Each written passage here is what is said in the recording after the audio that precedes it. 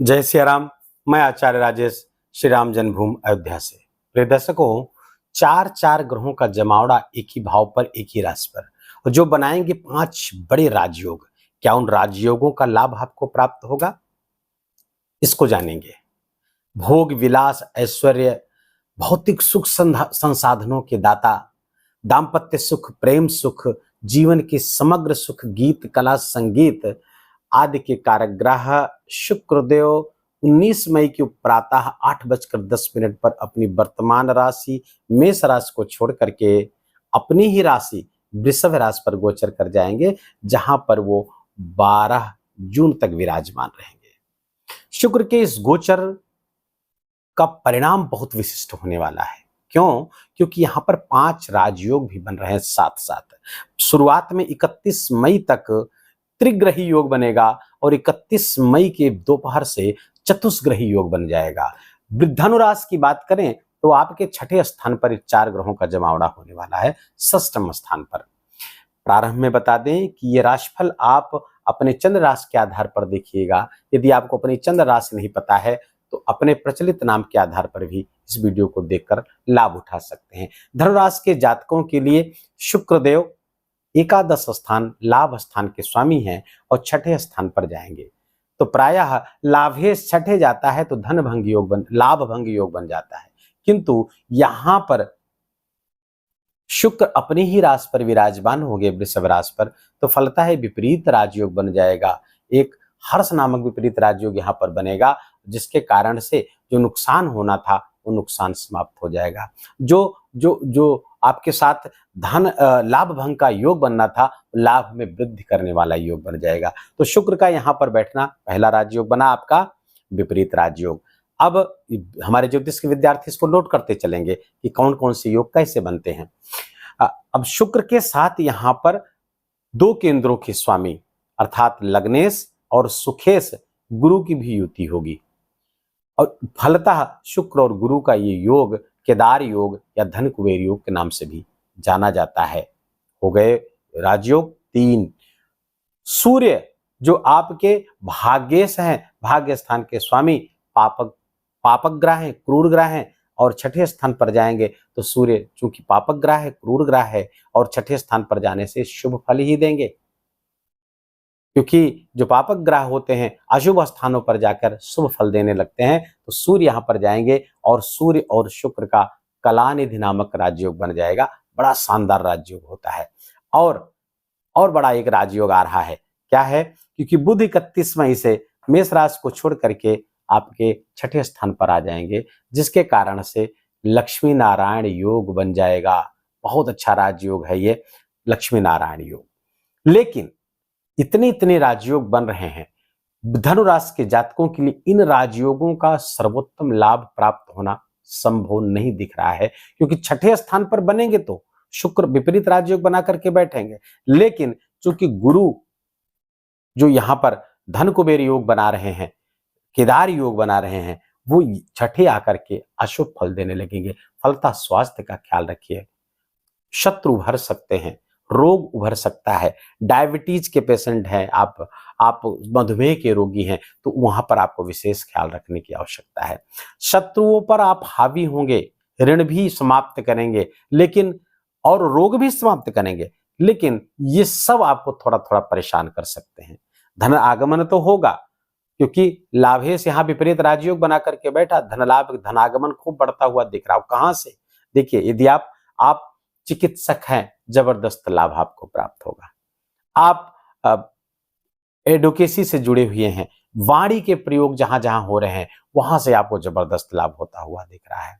Doctor, engineers, defence के mechanism से जुड़े हुए हैं, डिफेंस सिस्टम से जुड़े हुए, वहां से भी लाभ यहां से होता हुआ दिख रहा है। कोई भी सर्विस सेवा प्रदाता हैं आप, तो वहां से भी लाभ होता हुआ यहां से दिख रहा है। लेकिन इन सब अच्छी बातों के होते हुए भी खर्चे आपके बहुत बढ़े चढ़े रहेंगे। खर्चे आपके ज्यादा होने के कारण कभी कभी धनागमन होते हुए भी धन संचयन हमारा नहीं हो पाता है। तो थोड़ा सा यहाँ पर आपको सावधान रहने की आवश्यकता है, खर्चों पर नियंत्रण रखने की आवश्यकता है। जो बुध है, जो यहाँ पर लक्ष्मी नारायण योग बना करके बैठे हुए हैं, जो आपके दसम स्थान के स्वामी है, सप्तम स्थान के स्वामी है बुध, और शुक्र के साथ बैठकर लक्ष्मी नारायण योग बना रहे हैं। क्यों? क्योंकि बुध के प्रतिनिधि देवता हैं भगवान विष्णु, और शुक्र की जो प्रतिनिधि देवी हैं वो माँ लक्ष्मी हैं। तो लक्ष्मी नारायण राजयोग बन रहा है। लेकिन इस राजयोग का भी परिणाम, बुध के लक्ष्मी नारायण राजयोग का परिणाम बहुत अच्छा प्राप्त नहीं होगा, क्योंकि यह शुभ ग्रह है, पापक भाव में चला जाएगा, तो बहुत अच्छा परिणाम देने में समर्थ नहीं होगा। हम लास्ट में कुछ उपाय बताएंगे जिससे, जिन कारणों से भी ये योगा योग उतना अच्छा फल नहीं दे पा रहे हैं, वो अपना अच्छा फल देने में समर्थ हो जाएंगे। और वो उपाय जो मैं बताऊंगा वो हमारे 25-26 वर्षीय ज्योतिष कैरियर का निष्कर्ष होंगे। उस उपाय, और चूंकि शुक्र यहाँ पर अस्त भी होंगे, तो उस उनके अस्तत्व को दूर करने के लिए, उनके अस्त होने का दुष्परिणाम को दूर करने के लिए भी वो उपाय बहुत ही कारगर होंगे। शुक्र यहां पर गोचर करते हुए 3 नक्षत्रों पर गोचर करेंगे, कृत्तिका, रोहिणी और मृगशिरा। कृत्तिका नक्षत्र पर 27 मई तक रहेंगे। कृत्तिका नक्षत्र के स्वामी हुए सूर्य। अब सूर्य आपके लिए भाग्य स्थान के स्वामी होकर के 6ठे स्थान पर गोचर करेंगे, जिसके कारण से रोग ऋण शत्रु का आप शमन करने में समर्थ हो जाएंगे। भाग्यवश ही सही, लेकिन आपके शत्रु आपके पराभव को प्राप्त हो जाएंगे। रोग और ऋण भी समाप्त होते हुए दिख रहे हैं। और यही कृत्तिका नक्षत्र पर 27 मई तक प्रतियोगी परीक्षा में विजय का भी योग बना हुआ है। जो लोग, ऐसे विद्यार्थी धनुराशि के जो प्रतियोगी परीक्षाओं में बैठते हैं, उनको सफलता के भी मार्ग दिखते हुए स्पष्ट दिख रहे हैं। रोहिणी नक्षत्र पर 7 जून तक रहेंगे, 27 मई से 7 जून तक। और रोहिणी नक्षत्र के स्वामी हुए चंद्रमा। चंद्रमा आपके अष्टम स्थान के स्वामी हैं, और शुक्र के साथ यहाँ पर गोचर, शुक्र उनके नक्षत्र पर गोचर करेंगे, तो फलता आकस्मिकता जीवन में इस कालखंड के दौरान रहेगी। आकस्मिक नुकसान भी हो सकता है और आकस्मिक फायदे भी हो सकते हैं, आकस्मिक आपको लाभ भी प्राप्त हो सकता है। अब रोहिणी नक्षत्र के बाद 7 जून से 18 जून तक मृगशिरा नक्षत्र पर गोचर करेंगे। मृगशिरा नक्षत्र है मंगल का। मंगल वर्तमान में मीन राशि के होकर के अंगारक योग बना करके चल रहे हैं, लेकिन 1 जून को मेष राशि पर आ जाएंगे, अर्थात पंचम स्थान पर बैठ जाएंगे, अपने ही घर पर बैठ जाएंगे। फलतः ज्ञान से आपको जबरदस्त लाभ प्राप्त होता हुआ दिख रहा है। संतान से लाभ प्राप्त होते हुए दिखेगी जब तक मृगशिरा नक्षत्र पर शुक्र गोचर करेंगे। संतान से लाभ, अपने ज्ञान से लाभ, आपकी शिक्षा का लाभ, कोई कंपटीशन आप दे रहे हैं वहां से भी लाभ, तो ये सब लाभ आपको प्राप्त होते हुए दिख रहे हैं। धनुराशि के जातकों के लिए थोड़ा सा मेहनत आपको बढ़ानी होगी, पुरुषार्थ बढ़ाना होगा। शुरुआत में थोड़ी सी संघर्ष होंगे, निराशा हाथ लग सकती है, लेकिन फायदे बड़े हैं, आपके लाभ बड़े हैं, इसलिए संघर्ष को थोड़ा बड़ा करना पड़ेगा। धनुराशि के जातकों के लिए उपाय के तौर पर अगर मैं बताऊं, तो सबसे पहला उपाय, पहले तो शुक्र जो अस्त है उसके दुष्प्रभाव को हमें दूर करना है। वो क्या है, उसके लिए क्या करें, कच्चा दूध गाय का मिल जाए तो अच्छा, नहीं तो कोई भी दूध चलेगा, बशर्ते गर्म ना हुआ हो, कच्चा हो, और उसे लगभग 15-20 ml, आधा कप या 1 कप आप अपने नहाने के पानी में मिला करके उससे स्नान कर लीजिए। बहुत ही जबरदस्त परिणाम इसका प्राप्त होगा। दूसरा उपाय, कच्चा चावल बिना टूटा हुआ और बिना रंगा हुआ, अर्थात श्वेत रंग का चावल देवी माता के मंदिर में आप दान करिए।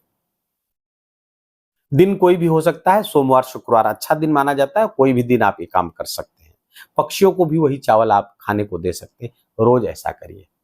और ये 2 उपाय बहुत विशिष्ट उपाय हैं। इससे शुक्र के अस्त होने से जो उसके दुष्परिणाम, जो उसके शुभ परिणाम हमको कम मिलेंगे, उसमें वो दूर हो जाएगा और हमें शुभ परिणाम की बढ़ोतरी हो जाएगी, शुभ परिणाम पूर्ण मात्रा में हमको प्राप्त होगा। गाय की सेवा करें, गाय को पालक, रोटी, घी में चुपड़ करके ये सब खिलाएंगे, उससे भी लाभ होगा। और चौथा और अंतिम उपाय, और बहुत अच्छा उपाय है, श्री सूक्तम, ऋग्वेद का एक सूक्त है श्री सूक्तम। श्री सूक्तम का पाठ कर सके तो पाठ करें, ना पाठ कर सके तो आप उसको श्रवण करिए। यूट्यूब पर वीडियो आप प्राप्त कर लीजिए, तमाम वीडियो पड़े रहते हैं, तो 5-7 मिनट ही लगेंगे। उस वीडियो को सुनिए ध्यानपूर्वक, माँ लक्ष्मी का ध्यान करते हुए। इससे शुक्र और ये बुध के कारण जो समस्याएं आने वाली हैं, शुक्र के अस्त होने के कारण और बुध के 6ठे जाने के कारण जबरदस्त, और ये आपका गुरु भी उसमें शामिल हो जाएगा। जबरदस्त सारे ग्रह अच्छे फल देने लगेंगे। इन उपायों को करिए और अपना सर्वोत्तम लाभ लीजिए। वीडियो को यहीं विराम देंगे। वीडियो आपको अच्छा लगा हो, आपके काम का लगा हो, मेरा बोलना आपका सुनना सार्थक हुआ हो तो वीडियो को लाइक करिएगा। कमेंट में बहुत प्रेम से जय सिया राम लिखिएगा, ये मेरा विशेष आग्रह है आपसे। चैनल पर नए हैं या इसको अभी तक सब्सक्राइब नहीं किया है तो इसको सब्सक्राइब कर लीजिए। बेल आइकन की घंटी दबा लीजिए ताकि नए वीडियो का नोटिफिकेशन आप तक पहुंचता रहे। नए विषय को लेकर के और नया वीडियो लेकर के शीघ्र ही आज हाजिर होता हूँ आपके समक्ष।